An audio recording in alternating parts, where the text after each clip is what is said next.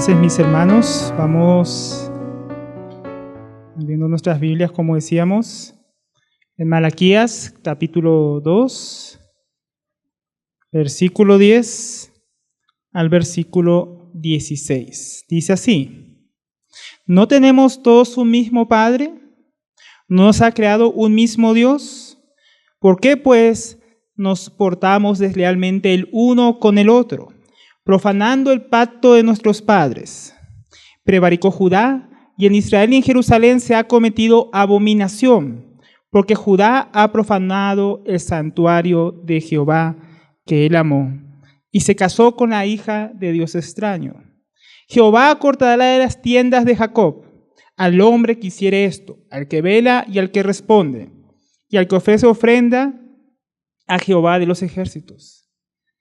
Y esta otra vez haréis cubrir el altar de Jehová de lágrimas, de llanto y de clamor.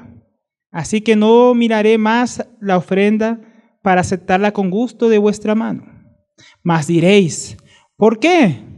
Porque Jehová ha atestiguado entre ti y la mujer de tu juventud, contra la cual has sido desleal, siendo ella tu compañera y la mujer de tu pacto. ¿No hizo el uno, habiendo en él abundancia de espíritu? ¿Por qué uno? Porque buscaba una descendencia para Dios. Guardaos pues en vuestro espíritu, y no seáis desleales para con la mujer de vuestra juventud. Porque Jehová, Dios de Israel, ha dicho que él aborrece el repudio y al que cubre de iniquidad su vestido. Dijo Jehová de los ejércitos: guardaos pues en vuestro espíritu y no seáis desleales. ¿Qué pensaría usted hoy, mi hermano, si quien está frente a usted predicando fuera desleal a su esposa? ¿Qué pensaría si aquellos que nos enseñan, que nos presiden o que nos gobiernan son personas desleales, personas que engañan, que traicionan a sus cónyuges? Y aún más, ¿qué pasaría? ¿Qué impresión daría esto a los incrédulos, aquellos que no conocen a Dios? Si vieran a los hijos de Dios defraudarse unos a otros, traicionar a sus esposas, divorciarse, casarse en yugo desigual, vivir matrimonios infructuosos, inmorales, desviados del diseño de Dios. ¿Qué pensaría el mundo? Y esas son preguntas, hermanos, que son buenas hacerlas por el tema que vamos a estar tocando hoy, porque esto pasaba en los tiempos de Malaquías, mis hermanos. Esto era algo común que estaba aconteciendo en aquel tiempo. Hoy comenzamos a ver la tercera acusación en el libro de Malaquías.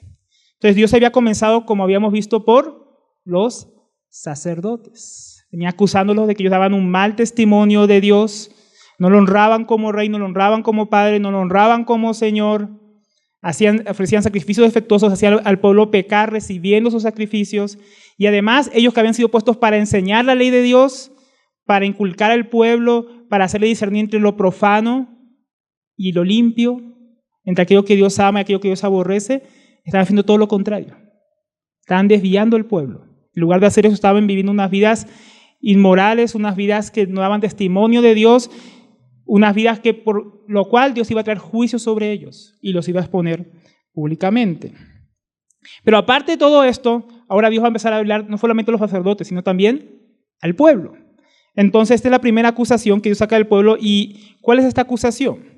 Que el pueblo estaba siendo infiel al pacto de Dios. Cuando nosotros damos una ojeada a lo que acabamos de leer aquí en Malaquías, vemos que había grandes problemas en esos tiempos.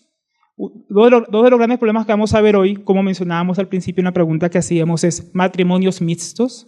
O sea que el pueblo de Israel se estaba casando con otros pueblos, estaba contrayendo matrimonio con otras personas que adoraban otros dioses, que no guardaban la fe del pueblo santo de Dios. También vamos a ver que habían divorcios, muchos divorcios. En aquel tiempo se había vuelto algo común en el pueblo de Dios este asunto y estaba dañando y destruyendo las familias de aquel entonces. Y es un tema bien actual, porque esto que vamos a ver hoy, hermanos, también ocurre en nuestro tiempo, ¿no? Como nunca, hermanos, en la historia tal vez el matrimonio está bajo ataque, hermanos. Está experimentando persecución por todos lados, fuera del pueblo de Dios y dentro del pueblo de Dios. Vemos también en el pueblo de Dios, por ejemplo, el yugo desigual, vemos divorcios, vemos matrimonios disfuncionales. Esto se ha vuelto el pan de cada día en muchas congregaciones, mis hermanos.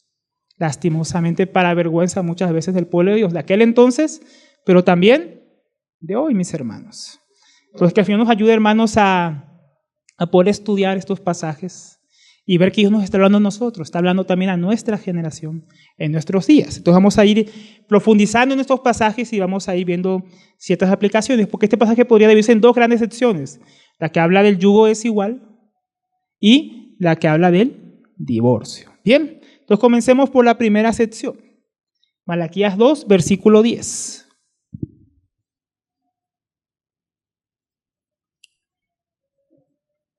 Dice, ¿no tenemos todos un mismo Padre? ¿Nos ha creado un mismo Dios? ¿Por qué pues nos portamos deslealmente el uno contra el otro, profanando el pacto de nuestros padres? Entonces, el profeta va a comenzar la tercera acusación, pero va a comenzar a introducirla con varias preguntas retóricas, es decir, que se contestan a sí mismas. No es que él estuviera esperando una respuesta, ¿no? Sino que la respuesta era evidente. Entonces, estas dos primeras preguntas serían, ¿no tenemos un mismo Padre? ¿No nos ha creado un mismo Dios? Ambas preguntas tienen la misma respuesta. Sí.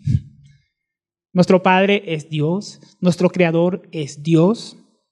Él es el que nos bendice, Él es el que nos está disciplinando. Pero también, hablando del Señor como Creador, también era el que había fundado todas las cosas, el principio de todos los fundamentos, de todas las instituciones, de todos los principios, de todos los conocimientos. Es el que estaba hablándoles. Ahora, viene una tercera pregunta que va introduciendo la acusación. ¿Por qué, pues, nos portamos deslealmente el uno contra el otro? Literalmente en el hebreo dice, ¿por qué traiciona el hombre a su hermano? O sea, era un asunto, no era un asunto universalista, era un asunto del pueblo de Dios, que estaban traicionando dentro del mismo pueblo de Dios, estaban siendo desleales. Y esta deslealtad, dice, profanaba el pacto que Dios había hecho con los padres. Entonces, lo que pregunta el profeta es, si Dios es nuestro Padre, si tenemos un mismo Creador, entonces, ¿por qué estamos siendo desleales unos contra los otros? Si somos el pueblo de Dios, si todos somos hijos de un mismo Padre, creación de un mismo Señor. ¿Por qué nos traicionamos? Profanando la alianza, el pacto que Dios había establecido con ellos. Entonces, antes que se pronuncie la pregunta, ¿a qué te refieres, Dios? ¿En qué te hemos traicionado? Algo así como en las demás acusaciones, el profeta empieza a aclarar inmediatamente. En el versículo 11 dice, prevaricó Judá, y en Israel y en Jerusalén se ha cometido abominación, porque Judá ha profanado el santuario de Jehová que él amó, y se casó con la hija de Dios extraño. O sea, aquí comienza a esclarecer cuál es la deslealtad, cuál es la traición que están haciendo uno contra el otro y contra el pacto que Dios había establecido con el pueblo. Entonces comienza con la palabra prevaricó. Fue una palabra que aparece bastante en la Biblia, ¿no? Prevaricar, prevaricó, has prevaricado. Los profetas constantemente usan ese lenguaje. A veces no sabemos qué significa, ¿no? ¿Qué es prevaricar? Si uno busca un diccionario, hoy en día lo aplican más que nada a delitos políticos, donde la gente pone leyes contrarias a sabiendas, leyes contrarias a la Constitución, o aprueban cosas que fueron ilegales sabiéndolo. O sea, están como engañando a propósito, a sabiendas. Pero esto no es el sentido de esta palabra prevaricar en la Biblia. Es la palabra bagat, de litgov, o de litgoa en hebreo. Esa es la palabra que tendría a poder ser traducida como traición o deslealtad. Cada vez que vemos aquí la palabra deslealtad o la palabra traición en estos pasajes es la misma palabra en el hebreo. Es una traición, es alguien que está siendo desleal a sabiendas, traicionando a sabiendas, desobedeciendo, sabiendo que está desobedeciendo. O sea, pecar a propósito. O sea, no estaban aquí pecando por ignorancia del pueblo, estaban pecando a propósito, siendo desleales con alevosía y ventaja. ¿No? Entonces, ¿cómo llama Dios esta traición? Miren cómo dice, prevaricó Judá y en Israel y en Jerusalén se ha cometido abominación. O sea, Dios lo llama a esta deslealtad, a esta traición que estaba cometiendo el pueblo contra el pacto de Dios y uno contra los otros, abominación, ¿no? Fue una palabra grave. Esta palabra en hebreo es la palabra toivá, que se usa muchas veces cuando Dios dice en el Antiguo Testamento abomino o abominación. Según el diccionario bíblico, tendría a ser como, así si lo tradujéramos literalmente como repugnante, ¿no? Como un sustantivo sería asquerosidad. O sea, miren cómo Dios miraba esta deslealtad, como algo asqueroso, algo inmundo, algo repugnante, algo que Dios aborrecía con todo su ser. Y estaba aconteciendo tanto en Judá como en el remanente de Israel que había vuelto, y en Jerusalén. En todos lados esto estaba aconteciendo. Se había vuelto algo común en el pueblo. Y no solo estaban profanando, dice, el templo de Dios con sus ofrendas defectuosas, sino estaban también siendo desleales al casarse con mujeres que adoraban a otros dioses. Ahí consistía uno de los primeros pecados que Dios está acusando aquí al pueblo. Se estaban casando en yugo desigual con las otras naciones, con gente que adoraba otros dioses. Ahora, cuando dice que se casaban con hijas de un dios extraño, fue una clara alusión al primer versículo que estábamos viendo en el versículo 10, ¿no? Dice, no tenemos un mismo Padre, ¿no es Dios nuestro Padre? O sea, la nación de Israel era considerada una nación santa, que tenía como Padre, como Dios, como Señor, al verdadero Dios, al Dios verdadero. Y Dios habla de estos matrimonios mixtos, estos matrimonios con personas que adoraban a otros dioses, como ellos tienen otro Padre, diferente al Padre de ustedes. Yo soy el Padre de esta nación, ellos tienen otro Padre, un Dios extraño, un Dios falso. Entonces, mientras que esta gente adoraban a otros dioses y sus mujeres llevaban a sus descendientes, a sus esposos también a esta idolatría, Dios aborrecía esto. Dios no estaba de acuerdo. Dios no quería permitir. Y hermanos, era un pecado que ya había comenzado a acontecer en el pueblo por un tiempo. Cuando uno estudia el libro de Malaquías, se da cuenta que es muy contemporáneo, posiblemente entre los viajes de Nehemías y el regreso de Esdras del cautiverio. Y esos son justamente los mismos problemas que estaban aconteciendo, que usted puede leer en Nehemías y en Esdras. Por ejemplo, en Esdras capítulo 9, versículo 1 dice: acabadas estas cosas, los príncipes vinieron a mí diciendo: el pueblo de Israel y los sacerdotes y levitas no se han separado de los pueblos de la tierra, de los cananeos, heteos, fereceos, jebuseos, amonitas, moabitas, egipcios y amorreos, y hacen conforme a sus abominaciones. No se me duerman, hermanos. Entonces, ¿qué estaban haciendo? Mezclándose con otros pueblos. Versículo 2 ahí, Nehemías 9, en Esdras 9. Porque han tomado de las hijas de ellos para sí y para sus hijos. Y el linaje santo ha sido mezclado con los pueblos de la tierra, y la mano de los príncipes y los gobernantes ha sido la primera en cometer este pecado. O sea, el pueblo se estaba desviando, no estaba guardando el pacto de Dios. Y los primeros en profanar el pacto de Dios, ¿quiénes eran? Los líderes, los gobernadores, los sacerdotes. Dice, están contaminando el linaje santo, estaban casándose con mujeres que adoraban otros dioses, dioses falsos, que no tenían a Dios, estas mujeres, a Dios por Padre. Nehemías 13:23 también nos habla de este problema. Dice, vi a sí mismo, ¿no? Él había vuelto de su viaje. ¿Qué se encontró en Nehemías cuando volvió de su viaje? Por eso muchos dicen que Malaquías profetizó durante el viaje de Nehemías, que fue a darle cuentas al rey persa. Es un viaje que usted puede leer. Y él regresa, ahí en el capítulo 13. ¿Y qué encontró entre tantas cosas que encontró? Vi a sí mismo en aquellos días a judíos que habían tomado mujeres de Ashdod, a moabitas y a amonitas. Y reñí con ellos, versículo 25, y los maldije. Y herí a algunos de ellos y les arranqué los cabellos. Y les hice jurar diciendo, no daréis vuestras hijas a sus hijos, y no tomaréis de sus hijas para vuestros hijos, ni para vosotros mismos. Miren cómo era serio el asunto. Cuando volvió Nehemías, vino a poner orden. Pues sabemos que Malaquías tuvo que profetizar antes de este trabajo, de Esdras y de Nehemías, que estaban poniendo orden del pueblo.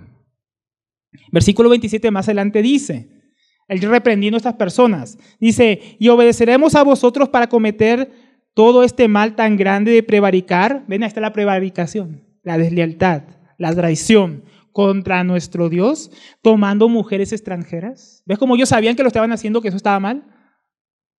Y Nehemías le dice, ¿vamos a hacer esto?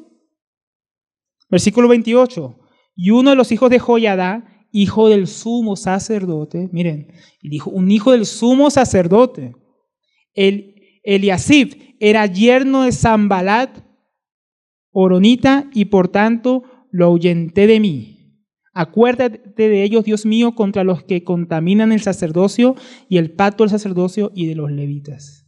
Ven cómo estaba de serio el asunto. ¿Ustedes saben quién era Sanbalat? Era uno de los que más se oponía a Nehemías para la reconstrucción de las murallas. Uno de los peores enemigos en el libro de Nehemías. ¿Y qué hizo el sumo sacerdote? Voy a emparentar con los enemigos de mi pueblo. Una traición, una deslealtad. Entonces podemos ver que esto era algo generalizado. Desde los sacerdotes, los gobernadores, todo el pueblo estaba siguiendo este mal ejemplo. Y estaban traicionando a Dios, casándose con mujeres extranjeras, hasta mancillando el linaje del sacerdocio. El problema no era tanto que fueran extranjeras, el problema es que eran adoradoras de otros dioses falsos. Porque en la Biblia vemos varias extranjeras que se unieron al pueblo de Dios, como Rahab, la prostituta, que era de Jericó, como Ruth la moabita. Pero en ambos casos ellos tomaron a Dios de Israel por su Dios. No siguieron en su idolatría. No indujeron a sus esposos a dejar al Dios verdadero. Habían sido adoptadas por Dios como hijas. Pero estas otras mujeres que estaban tomando a estos hombres no. Tenían por Dios al diablo y a sus demonios. Y querían emparentar con los hijos del pueblo de Dios. Y Dios no estaba de acuerdo. Era un gran problema en aquella época. Ahora, ¿por qué esto era una traición al pacto de Dios? Bueno, porque profanaban el pacto que Dios había hecho con ellos. ¿Por qué? Porque era un pueblo, como decíamos, un pueblo santo, un pueblo que debía ser un pueblo apartado. Y esto podemos encontrarlo en Deuteronomio 7, habla bastante de eso. Usted puede leer todo el capítulo. Usted va a ver cómo habla bastante de este asunto. Podemos leer solo unos versos por causa del tiempo. Deuteronomio 7, versículo 6 dice: porque tú eres pueblo santo para Jehová tu Dios. Jehová tu Dios te ha escogido para ser un pueblo especial, más que todos los pueblos que están en la tierra. Entonces Dios había decidido apartar al pueblo de Israel para ser un pueblo separado, apartado de las demás naciones, apartado de sus costumbres, apartado de su idolatría, apartado de sus pecados, de su moralidad, de todo lo que habían hecho. Por eso Dios les había prohibido casarse con estas mujeres de otras naciones. Usted se podrá acordar, por ejemplo, cuando iban camino a la tierra prometida y se juntaron las moabitas, como Dios mandó una plaga, que fue solamente calmada cuando Finnes, uno de los hijos del sacerdote Aarón, tomó una lanza y los alanceó a los que estaban pecando, y Dios paró su ira. Era algo terrible para Dios. Ellos prevaricaban, eran desleales contra él. Pero era un pueblo que tenía que ser un pueblo apartado, un pueblo santo. Y, hermanos, era bien importante, de ese linaje del pueblo de Israel Dios iba a traer al Mesías, al Salvador. Atentar contra el linaje, atentar contra el pueblo de Dios, contra su continuidad, mezclándose con falsas creencias, con falsos dioses, con pueblos que vivían en inmoralidad y contrarios a la voluntad de Dios, era poner en peligro el plan de Dios, era oponerse al plan de Dios. Y Dios no iba a permitir eso. Era una traición al plan de salvación que Dios estaba preparando para la humanidad. Miren cómo era de serio. Querían contaminar este linaje. Ahora, también porque esas mujeres desviarían el corazón del pueblo en pos de falsos dioses. Ahí en Deuteronomio 7, más arriba en el versículo 1 dice: cuando Jehová tu Dios, bueno, ahí empieza a hablar del versículo 1, que Dios lo va a hacer entrar en la tierra prometida. A tierra donde estaban varias naciones que Dios echaría delante de ellos. Naciones como los heteos, jereseos, amorreos, cananeos, ferezeos, heveo y jebuseo. 7 naciones mayores y más poderosas. Y cuando lo hayas destruido, Dios dice, no harás alianza con ellas, en el versículo 2. Ni tendrás de ellas misericordia, versículo 3. Y no emparentarás con ellas. No darás tu hija a su hijo, ni tomarás a su hija para tu hijo. Lo que había hecho Nehemías a ellos, ¿no? Después arrancarle los pelos. Porque desviará a tu hijo de en pos de mí, y servirán a dioses ajenos, y el furor de Jehová se encenderá sobre vosotros, y te destruirá pronto. Por eso también dice que era una deslealtad uno contra los otros, contra sus propios hermanos, porque finalmente estaban trayendo la destrucción sobre el pueblo santo de Dios. Porque iban a dejar la verdadera fe y iban a desviarse en pos de falsos dioses.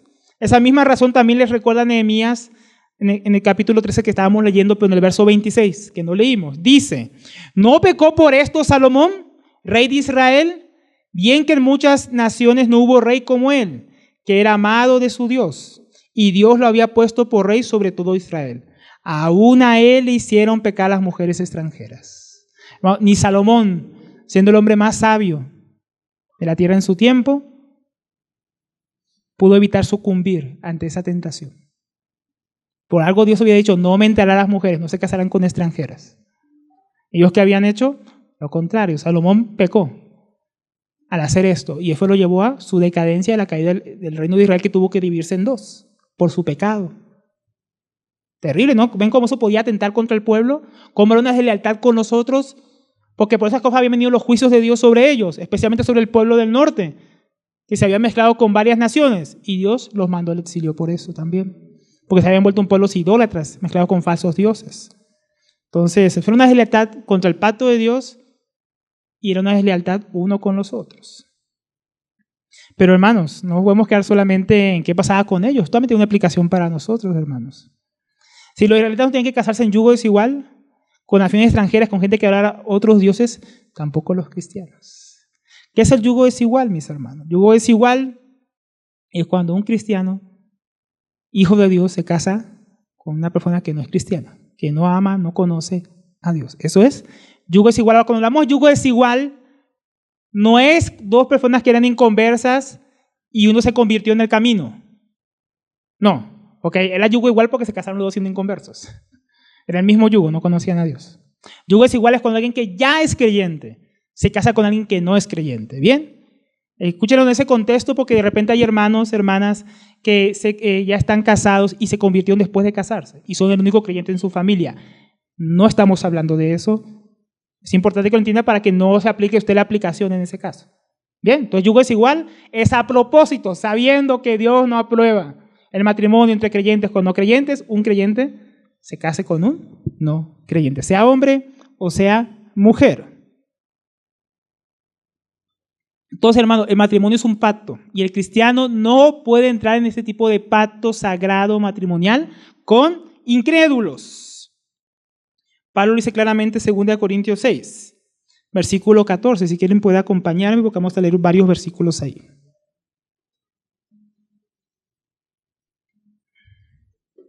Segunda de Corintios 6:14.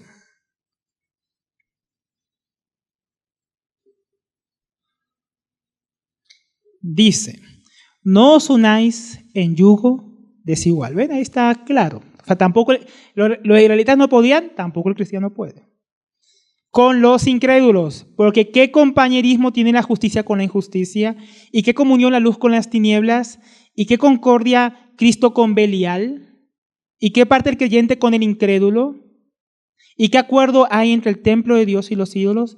Porque vosotros sois el templo del Dios viviente. Como Dios dijo, habitaré, mira, aquí está el pacto de Dios. Y habitaré y andaré entre ellos y seré su Dios y ellos serán mi pueblo. O sea, también la iglesia es pueblo de Dios. También estamos en un pacto por medio de Jesucristo. Por lo cual, salid en medio de ellos, apartaos, dice el Señor, y no toquéis nada, no toquéis lo inmundo y yo os recibiré.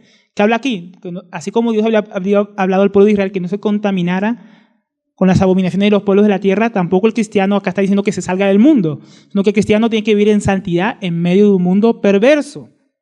Y seré para vosotros, miren, por padre, lo mismo que Dios estaba diciendo allá en Malaquías. Él es nuestro padre y vosotros seréis mis hijos e hijas, dice el Señor Todopoderoso. O sea, ese mismo pacto que había con el pueblo de Israel, que era un símbolo solamente del pacto más profundo y sublime que es en Jesucristo. Nos somos adoptados como hijos de Dios, no figurativamente, sino literalmente, hechos hijos de Dios por medio de Jesucristo. Entonces estamos en un pacto y en ese pacto el cristiano no puede entrar en yugo desigual con los incrédulos. Y en el aspecto del matrimonio, esa es una realidad. Entonces los que rechazan el evangelio tienen por padre al diablo, hermanos, a sus falsos dioses, a sus ídolos. No tienen por padre a Dios. No somos universalistas. No todos los hombres del mundo, todas las mujeres son hijos de Dios. Hijos de Dios son aquellos que han creído en el evangelio, reconociendo sus pecados y han sido salvados solamente por los méritos de Cristo, por la obra que Él hizo en la cruz.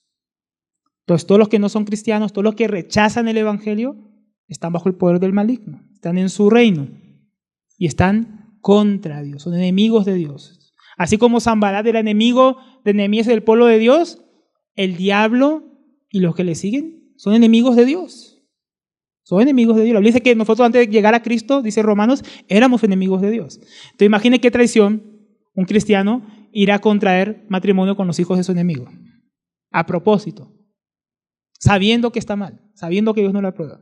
Es un gran pecado, una gran traición contra el pacto de Dios, porque somos templo del Dios viviente, como decía ahí Pablo. ¿Qué tiene que ver el templo de Dios viviente con un templo que sirve a demonios o que es contrario a Dios? Entonces, si usted va a casar con un incrédulo, tiene que saber que su suegro va a ser el diablo. Entonces, pilas. Nada de yugo desigual. Entonces, el yugo desigual, hermanos, es una deslealtad a Dios. ¿Por qué? Porque ataca el diseño de la familia cristiana que Dios ha hecho, ¿no? El cual es vivir para la gloria de Dios. El matrimonio, hermanos, está diseñado para la gloria de Dios. Pero solo el matrimonio cristiano puede llevar eso a la excelencia como Dios lo ha diseñado. Por eso que un cristiano no puede entrar en yugo desigual. Atenta contra el principio de para qué Dios hizo el matrimonio. O muy diferente, otra vez, muy diferente si usted no era cristiano y se casó con un incrédulo, los dos eran incrédulos. Pero si un cristiano ha sido salvado por el Señor, debería buscar tener un matrimonio en el Señor, para la gloria de Dios, porque un cristiano vive enteramente para la gloria de Dios. Y el matrimonio cristiano es para la gloria de Dios. Un matrimonio con un incrédulo tentaría con este diseño. ¿Por qué? Porque los propósitos son diferentes, ¿no? El cristiano vive para la voluntad de Dios, el incrédulo vive para sí mismo, para satisfacer sus propios deseos. Se casa por necesidad, se casa porque se siente solo, se casa por muchas cosas, y para el matrimonio tal vez sea un relajo. No tiene el mismo propósito. Incluso si fuera un buen esposo o una buena esposa, su propósito no es glorificar a Dios. No es el mismo propósito del creyente. Tampoco tiene las mismas prioridades. El cristiano dice, bueno, yo me quiero congregar, quiero servir a Dios, quiero pasar tiempo con Dios, quiero leer la Biblia, quiero orar. El incrédulo dice, yo quiero mirar televisión, quiero mirar fútbol, quiero ir al shopping, quiero hacer otras cosas. ¿Qué compañerismo puede haber ahí? Entonces no pueden vivir juntos en armonía para la voluntad de Dios. Uno tira para un lado, otro tira para otro lado. Por eso un yugo desigual.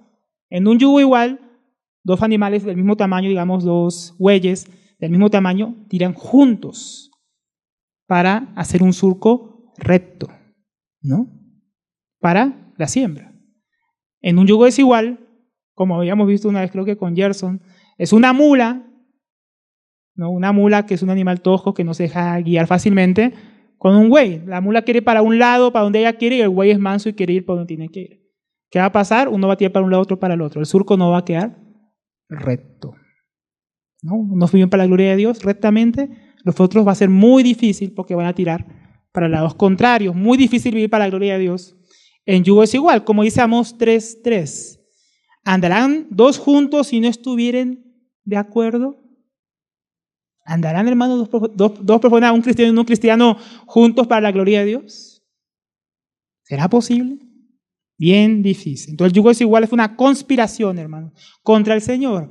Pero también es desleal porque el yugo desigual es una conspiración contra la crianza de los hijos en el temor del Señor. Efesios 6:4 dice que debemos criar a nuestros hijos en la disciplina y amonestación del Señor. Eso va a ser bien difícil en un yugo desigual. Si no, miren lo que pasaba en la época de Nehemías. Si me acompaña, Nehemías 13:23.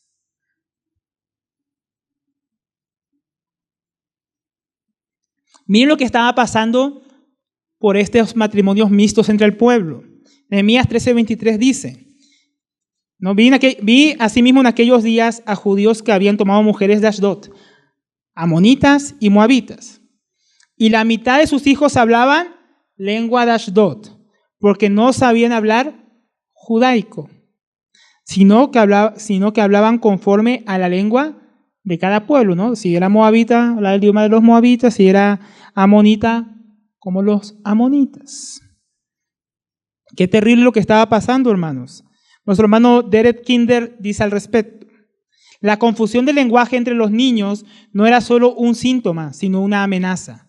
Implicaba una erosión continua de la identidad israelita al nivel de la totalidad del pensamiento y la expresión, y la pérdida del acceso a la palabra de Dios efectivamente lo paganizaría aún más a los israelitas, ¿no? Si no sabían hablar el idioma de su pueblo, no iban a poder leer las escrituras. Y los hijos a poco iban a ¿qué? Alejarse de Dios, hacia los falsos dioses de sus madres. Se estaban poniendo en peligro el linaje santo.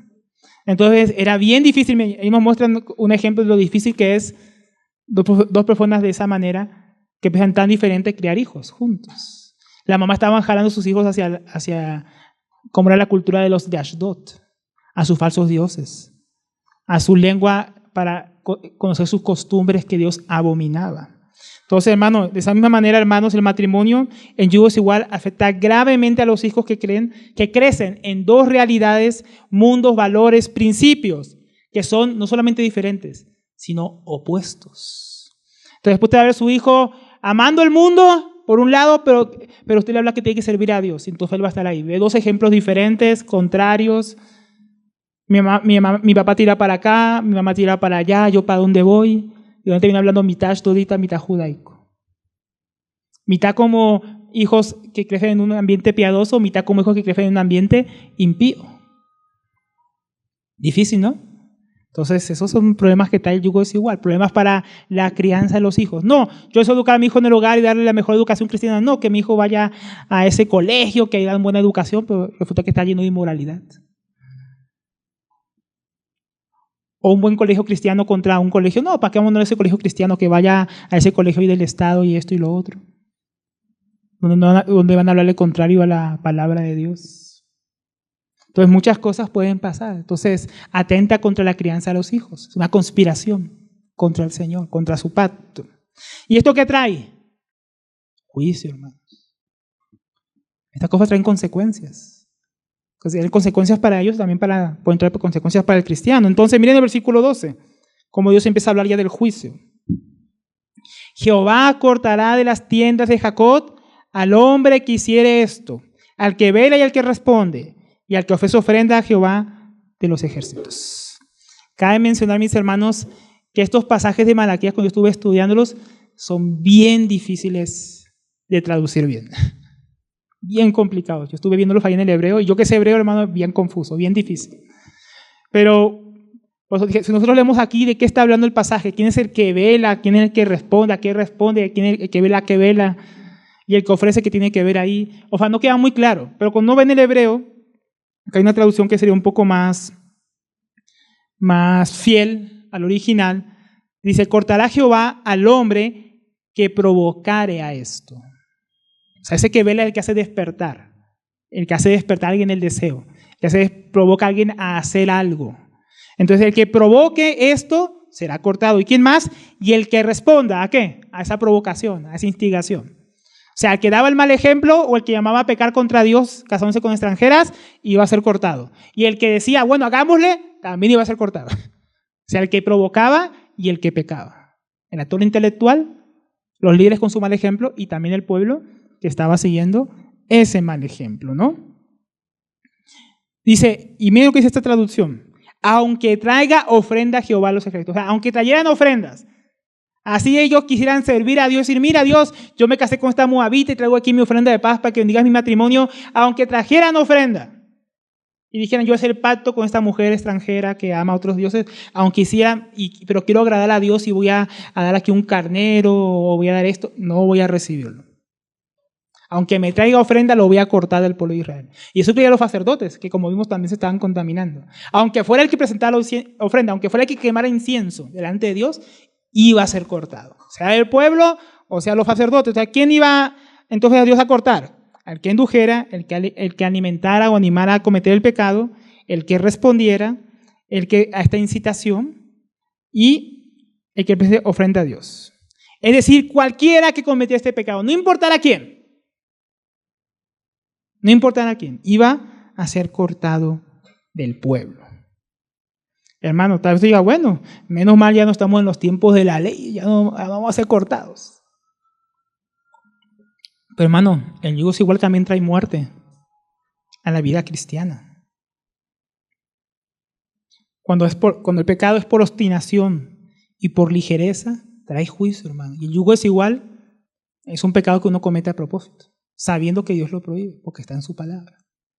Entonces, nuestro hermano James Kem, un hermano que escribe libros sobre matrimonios en Brasil, dice, alerta sobre lo siguiente, el 75%, miren lo que dice la estadística, porque muchos dicen, no, yo me lo gano para el Señor, no pasa nada. La estadística muestra algo diferente, hermano. Eso es tentar al Señor.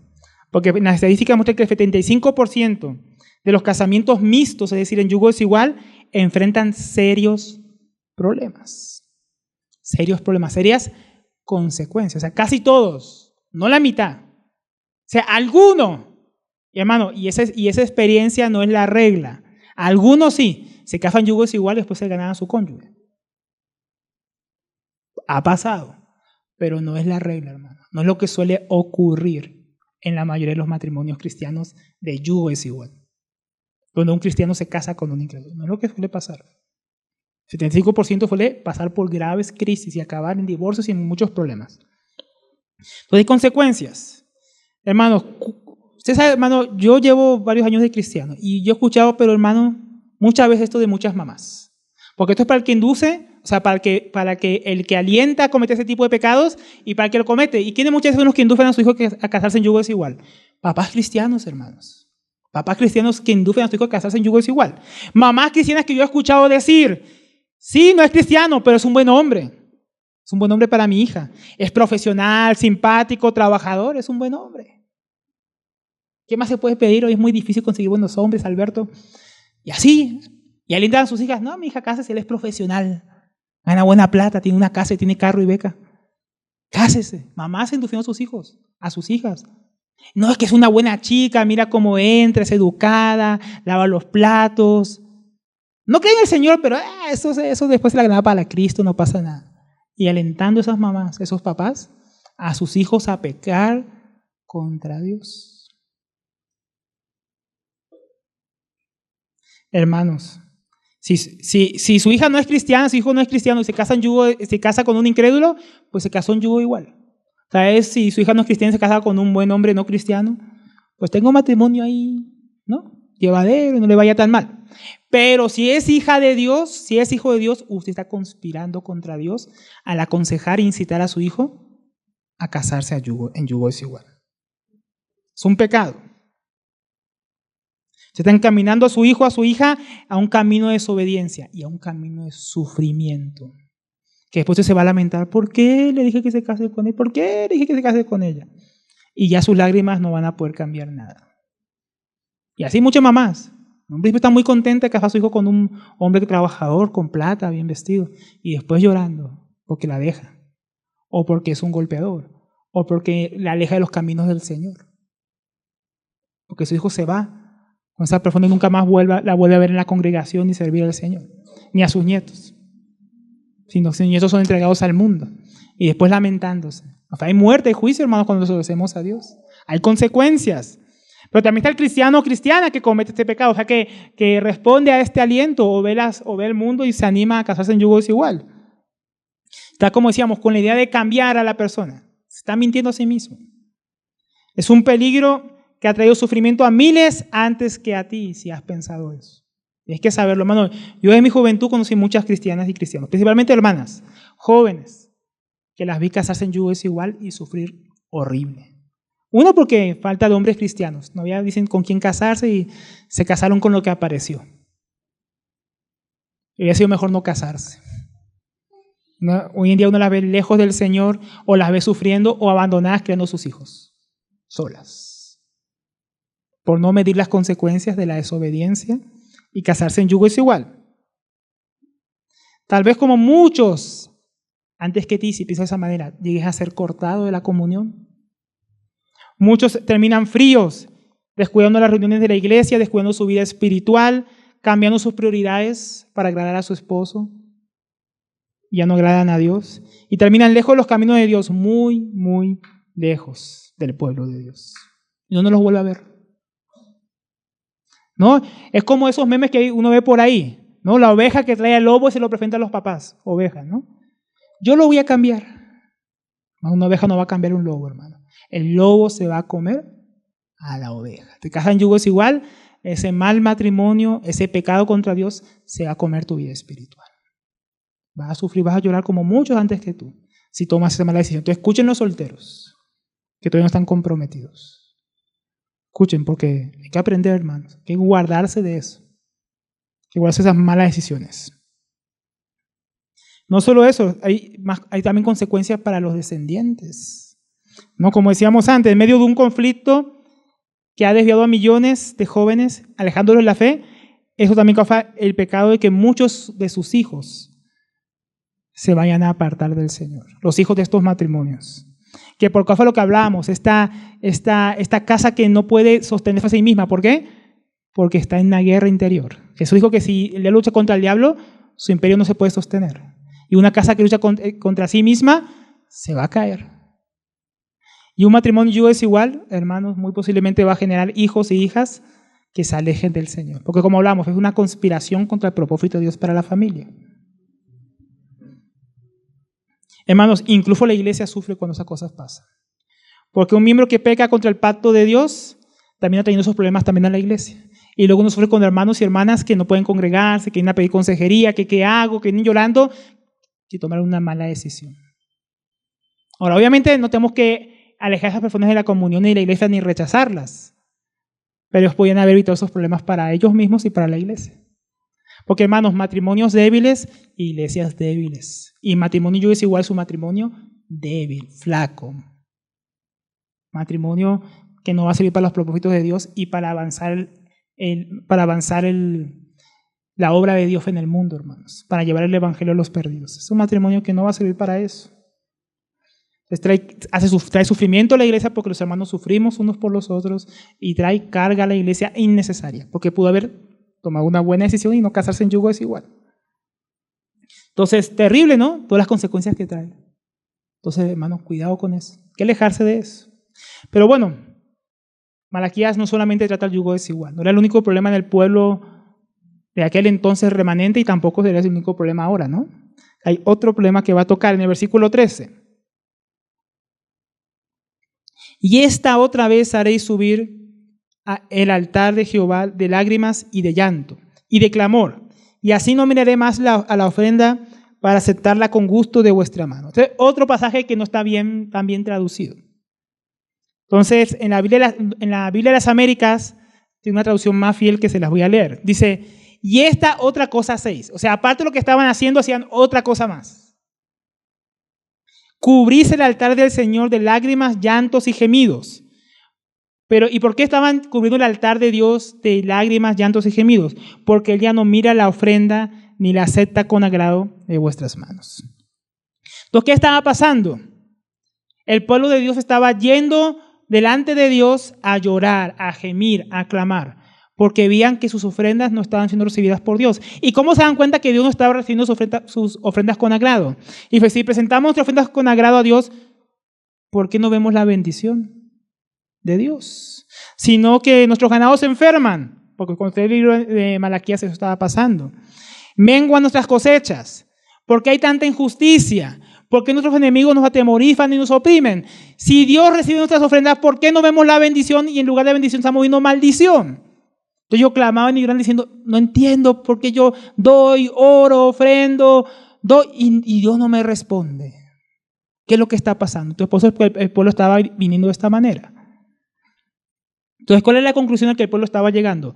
Dios no está recibiendo nuestras ofrendas. Si la estuviera recibiendo, nos bendeciría. Entonces Dios recibe nuestra ofrenda y lloraban y clamaban, Dios recibe nuestra ofrenda. Y Dios que dice, no la voy a recibir, no la estoy recibiendo con agrado de su mano. Y dice el versículo 14, me diréis, ¿por qué? O sea, ¿por qué Dios no recibe nuestra ofrenda con agrado? O sea, ¿cuál es el problema? Bueno, ya sabemos que uno de los problemas es que eran ofrendas defectuosas. Pero ¿qué más nos dice aquí el texto? Porque Jehová ha atestiguado entre ti y la mujer de tu juventud, contra la cual has sido desleal, siendo ella tu compañera y la mujer de tu pacto. Entonces aquí, dicen los comentaristas, están pasando dos cosas. Primero, deslealtad contra Dios y la propia nación por los casamientos mixtos y también por el divorcio. Ahora, muchas de estas cosas que estaban pasando es que muchos de Judá, muchos del remanente estaban divorciando y casándose con extranjeras que adoraban a otros dioses. O sea, dejaban a sus esposas y se casaban en yugo desigual. O algunos que eran solteros se casaban directamente en yugo desigual. Entonces esos dos pecados estaban ocurriendo. Esta deslealtad contra Dios, contra el pueblo y contra sus propias esposas. ¿No? Terrible, dice el versículo 15. ¿No hizo él uno, habiendo en él abundancia de espíritu? ¿Y por qué uno? ¿No? Entonces, ¿de qué está hablando aquí? No, este otro pasaje, hermano, que usted lo ve en el hebreo y es difícil de entender. Gracias a Dios que podemos ver un pasaje paralelo que nos hace entender un poco más esto. Está en Génesis 2:24. Si quiere me acompaña, igual solo voy a leer ese versículo. No hace falta que vaya hasta ahí porque es un pasaje que usted ya conoce. Dice, por tanto dejará el hombre a su padre y a su madre y se unirá a su mujer y serán una sola carne. O sea, cuando dice Dios creó uno, se refiere a que Dios hizo hombre y mujer, pero los unió en uno, en una sola carne, en el pacto del matrimonio, que es el tema que viene hablando. O sea, el tema que él venía tratando. Estaban siendo desleal con la mujer de su juventud, con la mujer del pacto. ¿No? Por eso sigue diciendo, porque busca descendencia para Dios. Guardaos pues en vuestro espíritu y no seáis desleales para con la mujer de vuestra juventud. Entonces Dios los hizo para que fueran uno en el matrimonio, una sola carne. Y ellos estaban siendo desleales a ese pacto que Dios había establecido, que es el matrimonio. Entonces, ¿qué podemos aprender hoy ya extrayendo del versículo 14 y 15? Entonces vamos a ir viendo que el matrimonio es un pacto voluntario entre un hombre y una mujer y Dios. Dios se involucra en ese pacto. Porque la tradición de ellos, uno contra el otro, ¿contra quién atentaba? ¿Contra la alianza de quién? Contra la alianza de Dios, según el versículo 10. Será el pacto de Dios, pero también el pacto entre ellos mismos. En un pacto se entra voluntariamente. Un hombre, una mujer, pero ¿con quién más? ¿Quién está ahí de testigo? Dios. Dios está involucrado en el matrimonio, hermanos. Entonces, ambos se comprometen ante Dios a ser fieles uno al otro. Respetarse, cumplir sus deberes conyugales, cuidar y compartir uno al otro, la vida, tener una vida juntos. Y si Dios le da hijos, criarlos para Él. Eso es parte del pacto matrimonial, mis hermanos. Entonces, eso también nos muestra que no es matrimonio, porque tiene implicación en nuestros días. Entonces, la unión libre no es matrimonio, hermano. No tiene carácter de compromiso. No es un pacto entre un hombre y una mujer voluntariamente y con Dios de testigo. Esto es, hoy me junto contigo, mañana nos separamos, me junto con otro. Eso es la unión libre. No hay ninguna atadura, no hay ningún compromiso. No hay ningún pacto de fidelidad. ¿No? Como una noticia que viene estos días. Una mujer que salía en el periódico decía, cuando no tengo ganas de estar con mi esposo, lo dejo estar con mi mamá o con mi hermana. Una abominación en nuestros tiempos, hermanos. ¿No? Se pregunta qué es la unión libre, eso es la unión libre. En eso termina. Entonces, porque uno dice, no, no hace falta que yo me case, yo me junto con alguien, me voy a vivir, los somos cristianos ya, estamos casados, Dios nos vio. Eso no tiene ningún compromiso ni delante de los hombres, ni delante de Dios, ni delante de la iglesia de Cristo. Eso no es un matrimonio, eso es lo que llamamos unión libre. Y Dios no lo aprueba, porque hay cristianos que enseñan que eso está bien. Que tú y yo nos juntamos, vamos a vivir en una casa ya, estamos casados, porque nos acostamos y ya. Entonces, que se acuesta con prostitutas, se casa, está casado con ellas, ¿no? Eso no es cierto, eso no es bíblico. También vemos que el matrimonio no es una unión entre personas del mismo sexo. El matrimonio es entre un hombre y una mujer únicamente. Es el pacto matrimonial. Lo demás es desviación, abominación. No es lo que Dios ha aprobado. Y también vemos que el matrimonio no es la poligamia. Hay un país de África que estaban allá luchando porque tienen la tradición al revés, y como el resto del mundo, la tradición pagana. ¿Cuál es? Una mujer quiere casarse con 2 hombres, en un país africano. Entonces las mujeres se casan con 2 hombres. Y yo vi en la noticia una mujer casada con 2 hermanos, y ellos luchando ahí para que se les aprobara y se les reconociera el matrimonio. Entonces la poligamia no es bíblica, no es parte del diseño de Dios. Por eso Efesios 5:33 dice, por lo demás, cada uno de vosotros ame también a su mujer, no dice a sus mujeres, como a sí mismo. Y la mujer respete a su marido, en singular en ambas direcciones. ¿Se da cuenta? El matrimonio es monógamo, no polígamo. Mono de uno. Dios los hizo, como dice el versículo, 1. No los hizo 2, 3, 4, 5. No, los hizo 1. Ese es el pacto matrimonial, hermano. Eso nos muestra, nos define qué es el matrimonio y qué es lo que Dios está hablando. ¿Por qué? Esto toca decirlo hoy en día porque hoy en día tantas cosas, ¿no? Tantas desviaciones. Por no entrar en más por causa del tiempo. Entonces el matrimonio cristiano, que es el que estamos hablando, por causa del yugo desigual también, es también una alianza de compañerismo, dice contra la compañera de tu juventud. Contra tu compañera había sido desleal. O sea, es esposa, pero también es compañera. Entonces hay un compañerismo, es una alianza de compañerismo, donde dos pecadores salvos por la gracia de Dios, son unidos en un pacto voluntario, donde se unen para vivir no solamente para vivir juntos, sino para cooperar juntos para la voluntad de Dios. Algo cooperativo, una ayuda mutua. No es una competencia. El hermano Hernández Díaz López lo ilustra muy bien con un juego de tenis. ¿Un juego de tenis qué es? Dos personas, pero compitiendo, donde uno busca que el otro cometa un error y estudia sus debilidades. ¿Para qué? Para meter puntos. Entonces en el tenis no es un compañerismo, ¿no? Es una enemistad, donde uno busca ganarle al otro y la derrota del otro es la victoria de uno. Eso no es el matrimonio. Muchos matrimonios parece que fueron así, ¿no? Andan buscando la debilidad de su cónyuge, andan buscando a ver en qué cae, para decir, te lo dije, o tú eres así, todo el tiempo. Entonces muchos matrimonios se asemejan a eso, a un juego de tenis, que no tiene ningún compañerismo, sino es uno contra el otro. Y ellos contra los hijos y los hijos contra ellos. Así son muchas familias. Pero hay otro juego que yo no lo conocía. Se llama en portugués frescobol. Lo busqué en español, lo puse en el traductor, no tiene traducción. Para eso lo viste en Brasil. Y es un juego bien diferente al tenis. También hay raquetas, también hay una pelota. Pero el juego se trata que entre los dos no dejen caer la pelota al suelo. O sea, que la tiren de tal manera que el otro pueda volver a contestarle. Entonces, si uno pierde, los dos pierden. Porque el objetivo del juego es no dejar caer la pelota, no que al otro se le caiga. Entonces tienen que tirarla de tal manera que el otro pueda volvérsela a devolver. Y así sucesivamente. Están devolviéndose la pelota uno al otro todo el tiempo, sin dejarla caer.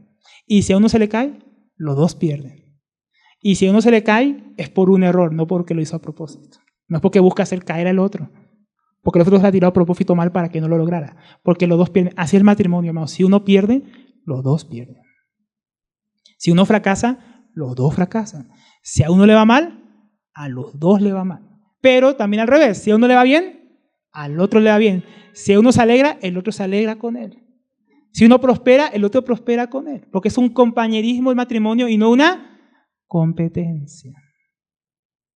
Y aquí tenemos que mirar el matrimonio, hermanos. Gente que se aman uno a otro, se sirven uno al otro, se buscan uno al otro, se ayudan uno al otro. Porque el bien de mi cónyuge es mi bien. En Efesios también Pablo dice a los hombres, el que ama a su esposa, a sí mismo se ama. ¿No?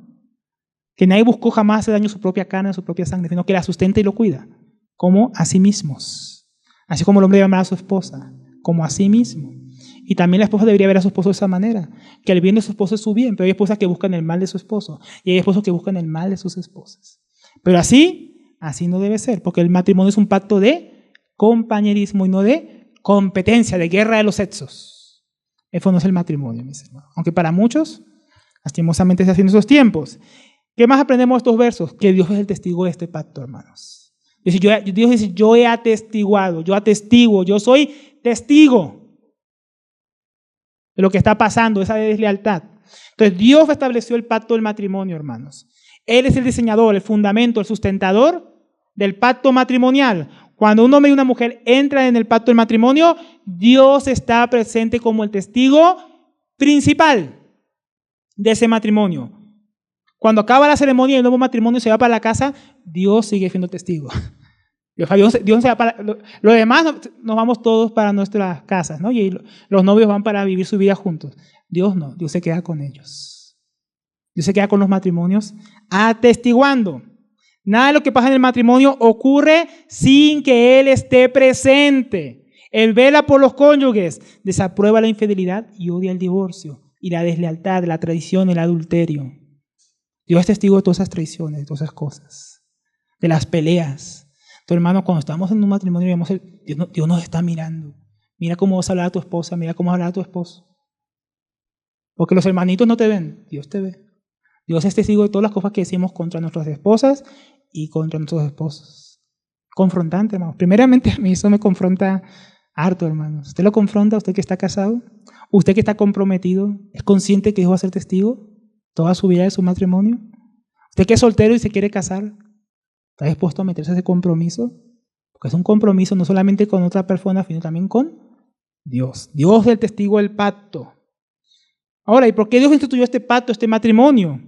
También nos lo dice el propio versículo. El versículo dice, porque busca una descendencia para Dios. Guardaos pues en vuestro espíritu y no seáis desleales para con la mujer de vuestra juventud. Entonces, hermano, Dios puso la familia como base de la sociedad. ¿Por qué Dios los hizo uno? El asunto acá, hermano, no simplemente uno diría, bueno, el asunto es tener hijos, multiplicarnos y llenar la tierra. Ese es el asunto, Alberto, no. No solamente tener hijos, es también, eso está implícito, pero más que nada es una referencia al que matrimonio, a menos que tenga una circunstancia especial, obviamente debería tener hijos, pero el matrimonio, hermanos, no solamente para tenerlos, es para criarlos. Como hablábamos antes, criarlos en el temor y la amonestación del Señor. Ellos debían, entonces, el pacto matrimonial, hermano, es entre un hombre y una mujer para tener una familia. Matrimonio es sin hijos, pero familia es ya cuando vienen los hijos. O sea, el propósito del matrimonio, o uno de los propósitos del matrimonio, aparte de glorificar a Dios, que es el primer propósito, sirviéndole juntos, cooperando juntos como compañeros para la gloria de Dios, también es criar hijos si Dios los da, porque hay matrimonios que Dios no le da hijos, pero a los que le da, Dios que espera una descendencia para Él. Que los criemos en la amonestación y el temor del Señor, como ya dice bastante el Antiguo Testamento, y ellos lo sabían. En Deuteronomio 6, versículo 6 en adelante, habla de esa crianza que deben tener, ¿no? Enseñan a sus hijos la ley de Dios, de día, de noche, al levantarse, al acostarse por el camino, fuera de la casa, en todo lugar. El matrimonio tiene ese papel. Instruir a los hijos en los mandamientos de Dios para que le temieran, como es el Salmo 78. Que vivieran para Dios, para enseñarles que vivieran para Dios en santidad, como un pueblo santo y un pueblo diferente a las demás naciones. Dios quería que los críen de esa manera, diferentes a como los cría el mundo, cuando se por los enemigos de Dios. Asimismo, hermano, un matrimonio cristiano, pero no solamente un matrimonio cristiano, y agregue esta palabra, piadoso, conforme al diseño de Dios, porque hay matrimonios cristianos desviados. Pero piadoso debe instruir a sus hijos en la palabra de Dios y criarlos en su disciplina y amonestación. Por eso yo lo amonesto ahora para que se me despierte, usted que se me está durmiendo. Cuando nosotros vamos criando a nuestros hijos en disciplina y amonestación, somos un matrimonio cristiano piadoso conforme al diseño de Dios.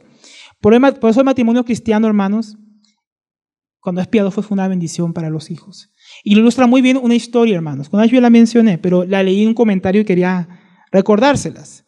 En la historia de Jonathan Edwards y la familia de Max Jukes. Ellos nos sirven de bastante ilustración para entender este asunto, de que es criar a nuestros hijos, de que Dios quiere una descendencia para él. Entonces, Jonathan Edwards, él tenía un padre piadoso que era predicador. Y el papá de su mamá también había sido predicador. Y él era predicador también. Y enseñó a sus hijos la integridad, la honestidad y vivir según los principios de la palabra de Dios. Instruyó a sus descendientes que permaneciesen en la palabra en todas sus áreas de su vida. ¿Y cuál fue el resultado de esta instrucción piadosa de Jonathan Edwards y su esposa? El resultado fue que se enumeran más de 400 de sus descendientes, entre los cuales hubo incluidos rectores universitarios, profesores, ministros del evangelio, misioneros, teólogos, abogados y jueces y autores de renombre. O sea, toda su descendencia siguió practicando los principios y la palabra de Dios. ¿Y qué experimentaron? Bendición. Bendición tanto en lo externo como en lo interno. No eran criminales, no era gente que andaba en cofas desvergonzadas, era gente que servía a Dios y servía a la sociedad. Eso es lo que Dios busca con una crianza piadosa. Gente que sirva, hijos que sirvan a Dios y sirvan a la sociedad. Pero ¿qué pasó con Max Jukes? Él era un criminal. Entonces, un estudio cuidadoso de la familia de este criminal, Max, muestra una larga línea de prostitución, embriaguez, estupidez y locura. Rastrearon un total de más de 1,200 descendientes de esta prolífica familia. Un gran número fue destruido físicamente y algunos eran mendigos profesionales, otros criminales convictos o asesinos. De los 1,200, solo 20 aprendieron un oficio. Y de ellos, la mitad aprendió la disciplina en la prisión. O sea, imagine, más de la mitad de 1,200 personas de sus descendientes acabaron en prisión. Miren cómo un hombre que no instruyó a sus hijos en la piedad, no los instruyó para Dios, no tuvo un matrimonio conforme al diseño de Dios, llevó a su descendencia a experimentar maldición, dolor, vivir en pecado lejos de Dios. De repente algunos de sus descendientes conoció al Señor, pero vemos que la gran mayoría no recibió una buena herencia de su tatarabuelo. Entonces, hermano, lo que usted hace importa. Usted piensa que lo que usted hace también no va a afectar su descendencia. Sí afecta, hermano. Positiva o negativamente. Por eso Dios dice, guardaos en vuestro espíritu y no seáis desleales con la mujer de vuestra juventud. Ellos estaban atentando contra sí mismos y contra la descendencia de Dios. Por eso tienen que guardarse en sus espíritus. Por eso Dios les advierte, guárdense, cuidado, pilas. Pueden ser desleales porque hay consecuencias. Y vamos al versículo 16. Vamos avanzando para ir para el final, mis hermanos. Dice, porque Jehová, Dios de Israel, ha dicho que Él aborrece el repudio. Aquí está la respuesta porque Dios da la advertencia. Porque Jehová, Dios de Israel, ha dicho que Él aborrece el repudio. ¿Qué es el repudio? El divorcio. Y al que cubre de iniquidad, esa palabra iniquidad es violencia, su vestido, dijo Jehová de los ejércitos. Guardaos pues en vuestros espíritus y no seáis desleales. Ahora, ¿por qué Dios dice que aborrece el divorcio? Fue una contradictoria, ¿no fue Dios que dijo allá en Deuteronomio que a través de Moisés denle carta de divorcio a sus esposas? ¿Cómo así que Dios lo odia si Dios fue el que dio el divorcio? Pero no, mis hermanos, Dios no instituyó el divorcio. Dios instituyó el matrimonio como un pacto. El matrimonio proviene del corazón amoroso de Dios, mis hermanos. El divorcio se dio como un permiso por causa de la dureza del corazón de los hombres. Según el Señor Jesucristo les permitió Moisés. Dios le permitió a través de Moisés al pueblo divorciarse y no por cualquier razón, ¿no? Pero no como un privilegio o como una institución, la institución del divorcio o como un pacto, no, sino como una consecuencia de un corazón endurecido. Dice el Señor Jesús, por la dureza de vuestro corazón. Entonces el matrimonio viene del corazón amoroso de Dios. El divorcio viene del corazón endurecido de los hombres. Porque el divorcio proviene, hermanos, del pecado. Dios no instituyó el divorcio. Él lo reguló para guardar la familia. Nuestro hermano Edward Dodson afirma que el permiso para el divorcio en la ley mosaica, en Deuteronomio 24, 1 al 4, era para proteger a la esposa de un marido malvado y no una orden judicial para que se divorciase de ella por cualquier motivo. Que eso vamos a ver mañana en el Sermón del Monte. Entonces el divorcio es consecuencia del pecado y Dios aborrece el divorcio porque atenta contra el diseño de la familia, contra el pacto que Dios instituyó. Pero no solamente dice que Dios odia el divorcio. ¿Qué más dice? Y al que cubre de violencia su vestido, dice Yahvé, dice Jehová de los ejércitos. O sea, Dios no solamente odia el pecado, también dice que está contra quién, contra el que lo comete. ¿No? Porque algunos dicen, no, Dios ama al pecador y odia el pecado. Que si Dios odia el pecado del divorcio, por la dureza del corazón de los hombres, pero también odia a los violentos que se divorcian. O sea, Dios habla que Dios compara el divorcio con algo que Él aborrece y a los que lo cometen con gente violenta, gente que hace violencia. Entonces el pueblo santo de Dios estaba vistiendo de violencia, de deslealtad contra sus esposas. Ahora, ¿por qué Dios dice que eso es violencia? Porque el divorcio es un acto violento, mis hermanos. ¿Por qué? Violenta el pacto del matrimonio que Dios ha establecido. Ataca, deforma, corrompe el diseño que Dios dio para bendecir individuos, familias y naciones por medio del pacto matrimonial. Atenta contra el matrimonio. Es una violencia contra el pacto santo de Dios. También violenta a una hija, no de cristianos, no, violenta a una hija y a un hijo de Dios. El divorcio destruye a las personas, hermanos. Destruye al hombre, un hijo de Dios que se entregó en un pacto. Un compromiso de amar a una sola mujer como Cristo amó a la iglesia, cuidándola, sosteniéndola, entregándose por ella para edificarla, para glorificar a Dios juntos. Atenta contra ese hombre que hizo ese pacto. También destruye a una mujer con violencia, a una hija de Dios, que se entregó en un pacto matrimonial para amarle, respetarle, sujetarle a él como al Señor, como dice Efesios. entregó su corazón y de manera violenta este hombre la abandona, aquella que debía ser su ayuda idónea. Fue un acto violento. Ambos se unieron en un pacto solo para ser traicionados en el vil acto del divorcio. El divorcio es una deslealtad, algo que el Señor aborrece porque violenta en gran manera el corazón y la conciencia del ser humano. Nuestro hermano Hernández Díaz López dice al respecto: el divorcio es la apostasía del amor. Es rechazar a alguien que un día fue deseado. Es romper las promesas hechas en la presencia de Dios. Malaquías dice que el divorcio es la ruptura de la alianza con la mujer de tu juventud, con su compañera, con la mujer de su pacto. Tremendo, ¿no, hermano? El divorcio es un acto violento. Destruye sueños, esperanzas, convicciones. Gente que se guardó, se casó y luego lo abandonaron para irse con otra persona. Pero no solamente violenta a los hijos e hijas de Dios, también violenta a los hijos de ellos. Un acto violento contra los hijos, que sean las víctimas que más sufren en un divorcio. Hay un estudio que dice que afecta de varias maneras emocionales, psicológicas. Baja el rendimiento académico, crea un mal autoconcepto de sí mismos, dificulta las relaciones sociales, dificulta emociones trae dificultades emocionales como depresión, miedo, ansiedad, entre otras, problemas de conducta. La psiquiatra Judith Werstein, que realizó un estudio en 1994 con 131 niños de parejas divorciadas, durante 25 años, miren lo que encontró. Encontró efectos del divorcio terribles, que no se limitan solamente, dice, al periodo de la duración del divorcio, sino que trascienden a toda su vida. En la obra La ley del divorcio hace conclusiones contundentes sobre el perfil psicológico de los hijos de divorciados. El 25% de estos 131 personas, de ellos no había terminado el colegio, en comparación con el 10% entre personas que tenían hijos de matrimonios estables, que no se habían divorciado. O sea, había 25% más probabilidad que no terminaran su educación. El 60% de esos niños de parejas divorciadas ha requerido tratamiento psicológico, frente al 30% de los niños de matrimonios estables. El 50% de esos niños ha tenido problemas de alcohol y drogas antes de los 15 años. Terrible, ¿no, hermano? La mitad de esos niños para divorciados tuvo antes de los 15 años problemas de drogadicción y de alcoholismo.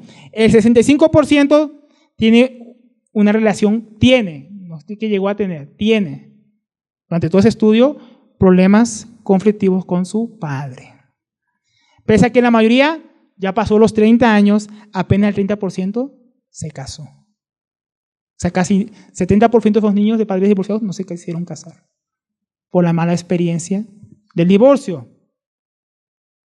Y de total de casados, o sea, los que sí se casaron, que solo fue el 30%, 50% ya se había divorciado.